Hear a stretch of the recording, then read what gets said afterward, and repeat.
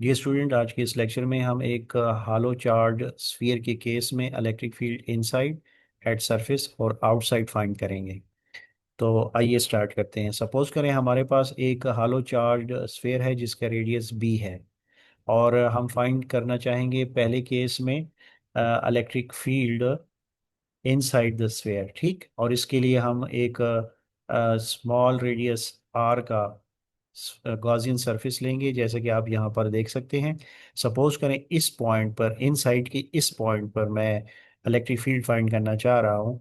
तो मैं इस पॉइंट पर फाइंड करने के लिए एक गॉसियन सरफेस, जो आपको ये छोटा सर्कल नजर आ रहा है, ड्रा कर दूंगा, जो कि इस पॉइंट में से गुजरेगा। ठीक है, और इस स्मॉल गॉसियन सरफेस का रेडियस मैं सपोज करता हूँ कि आर है। ठीक, और ये आर जो है ये इस बी के मुकाबले में बहुत छोटा है।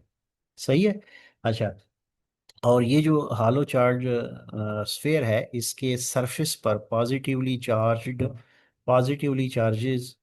चार्जेस जो हैं वो यूनिफॉर्मली डिस्ट्रीब्यूटेड हैं। ठीक है। अच्छा, इनसाइड इसका कोई चार्ज नहीं है, अंदर से बिल्कुल खाली है। ना सिर्फ ये अंदर से हालो है, बल्कि इसके अंदर कोई चार्ज भी नहीं है। तो ये आपने याद रखना है, यानी इसने अंदर कोई चार्ज इनक्लोज नहीं किया हुआ है। ठीक है, सारे के सारे चार्जेस जो हैं वो इस आउटर सरफेस पर हैं, जो पॉजिटिव साइन से मैंने शो किए हुए हैं। ठीक है, अब हम इस पे लगाने लगे हैं गॉसेस लॉ। तो गॉसेस लॉ जो होता है जी, उसका फॉर्मूला है phi equals Q enclose divide by epsilon naught. तो इस केस में कोई चार्ज इस गॉसियन सरफेस ने, जिसका स्मॉल रेडियस आर है, कोई चार्ज इनक्लोज नहीं किया हुआ। जब नहीं किया हुआ तो इसका मतलब है कि क्यू इनक्लोज मेरे पास क्या है, जीरो। तो something divide by zero divide by something zero, तो फाइव मेरे पास जीरो। ठीक है, और फाइव को मैं इस तरह लिखता हूँ फ्लक्स की सूरत में कि five equals E dot A. ठीक है, ए जो है एरिया वेक्टर है, और ई जो है इलेक्ट्रिक फील्ड है।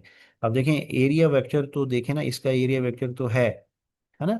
ये गॉसियन सरफेस जो है, इसका कुछ ना कुछ एरिया तो है ना। तो इसलिए एरिया तो जीरो नहीं हो सकता। तो फिर क्या जीरो होगा, यस, ई जो है ये जीरो होगा। जब ई जीरो होगा तो फाइव जीरो होगा। तो हम फिर कह सकते हैं कि फाइव जीरो है। किस केस में, कि इनसाइड कोई इलेक्ट्रिक फील्ड मौजूद नहीं है। और उसकी वजह क्या है, क्योंकि इनसाइड कोई चार्ज मौजूद नहीं है। इलेक्ट्रिक फील्ड के लिए चार्ज का होना ज़रूरी है। जब इनसाइड कोई चार्ज नहीं है तो इनसाइड कोई इलेक्ट्रिक फील्ड नहीं है। तो इनसाइड इलेक्ट्रिक फील्ड जीरो है, यहाँ पे भी जीरो, यहाँ पे भी जीरो, यहाँ पे भी जीरो। जब तक आप सरफेस तक नहीं पहुंचते तब तक जीरो, हर जगह पे जीरो, यहाँ पे हर जगह पे जीरो। ठीक है, तो कंक्लूजन क्या निकला, कंक्लूजन निकला कि electric field inside a charged hollow sphere is zero. ठीक है। अच्छा, इसको इलेक्ट्रोस्टैटिक्स में इलेक्ट्रोस्टैटिक शील्डिंग भी कहते हैं। ठीक है, इसको इलेक्ट्रोस्टैटिक शील्डिंग भी कहते हैं, ये आपने याद रखना है। अब हम चलते हैं दूसरे केस की तरफ। जो हमारा दूसरा केस है, उसमें हम सपोज करने वाले हैं कि हम इलेक्ट्रिक फील्ड सरफेस पे फाइंड करना चाहते हैं। तो अब हम क्या करने वाले हैं, अब हम एक गाजियन सरफेस, बिल्कुल सरफेस इस तरह से लेने लगे हैं कि वो इसके सरफेस को कवर करे, यूं करके। ठीक है। अच्छा, और इसका रेडियस हम आर रखने लगे हैं, लेकिन इस दफ़ा आर जो है वो इस बी की इक्वल है। ये आपने याद रखना है। ठीक है, तो हमारा जो गाजियन सरफेस है वो बिल्कुल इसके स्फेयर के सरफेस के ऊपर है। ठीक हो गया। अच्छा, अब जब इसके ऊपर है, तो हमारे गाजियन सरफेस ने, गाजियन स्फीयर ने कितना चार्ज इनक्लोज किया हुआ है। तो इस दफ़ा तो चार्ज मौजूद है, क्योंकि हमारे गाजियन सरफेस ने, जो कि रेडियस आर का है, उसने सरफेस पे मौजूद तमाम चार्जेस को इनक्लोज किया हुआ है। तो तमाम चार्जेस का अगर मैं सम अप लूँ तो उसको मैं क्यू कह देता हूँ। ठीक है, तो अब गाजिस लॉ इस्तेमाल करते हैं। गाजिस लॉ के मुताबिक phi equals Q divide by epsilon naught. ठीक, तो इसका मतलब है क्यू तो है। ठीक है, तो फाई जो है उसको हम इस तरह लिखते हैं फ्लक्स की सूरत में, फाई इक्वल्स ई ए। तो हमारे पास फाई को रिप्लेस करें ई ए से, तो हमारे पास आ जाएगा E equals Q divide by four pi epsilon not be square. अब यहाँ पे जो ये वाला स्फेयर है, जो गाजियन सरफेस हमने सपोज किया हुआ है, वो उसका एरिया कितना है? उसका एरिया है 4 पाई r स्क्वेयर। आर और बी जो है दोनों सेम है, तो हम कह सकते हैं 4 पाई b स्क्वेयर। ठीक।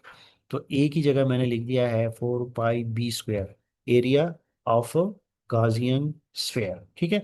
तो कंक्लूजन क्या बनता है? कंक्लूजन बनता है electric field at the surface is maximum. तो सरफेस पे इलेक्ट्रिक फील्ड मैक्सिमम है, और वो इस मैग्नीट्यूड का है। ठीक है। अच्छा, this is the same as if the entire charge was concentrated at the centre. ठीक। तो ये आपने याद रखना है कि मैक्सिमम इलेक्ट्रिक फील्ड हमें मिलेगा जब हम on the surface electric field find करेंगे। ठीक हो गया। गुड। तो ये आपने याद रखना है। अब हम तीसरे केस की तरफ चलते हैं। तीसरा केस जो है, उसमें जनाब हमारे पास है आउटसाइड। अब हम इस दफ़ा आउटसाइड फाइंड करना चाहेंगे। अब हम एक गाजियन स्फेयर लेते हैं यूं करके, जो कि रेडियस आर का हो, लेकिन इस दफ़ा रेडियस आर जो है वो बड़ा है बी से। ठीक है ना, जैसा आपको नज़र भी आ रहा है ये बड़ा है। ठीक। अब उस क्वेश्चन ये बनता है कि इस बड़े गाजियन स्फेयर ने कितना चार्ज इनक्लोज किया हुआ है? इसने तो इनक्लोज ही किया हुआ है सारा का सारा चार्ज, तो इस दफ़ा भी हमारे पास क्यू बनेगा। ठीक है। अब हम फिर गाउस लॉ लगाने लगे हैं। तो गाउस लॉ जब हम लगाएंगे तो हमारे पास आ जाएगा पाई इक्वल्स, ठीक है, Q divide by epsilon naught. ठीक है। अच्छा, अब देखें ना, जो फाइ है वो किसकी इक्वल है? ई ए के।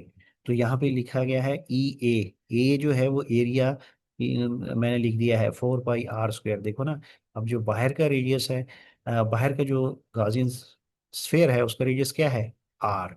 उस हिसाब से हमारे पास बन जाएगा 4 पाई r स्क्वेयर। तो इसको divide both side by 4 pi r square, तो यहाँ पे रह जाएगा E equals Q divide by 4 pi epsilon naught r square. So this is the electric field outside. ठीक हो गया। So outside of the sphere क्या है हमारा conclusion? Electric field is same as that of a point charge located at the centre. तो this sphere behaves like a point charge at its centre. ठीक है।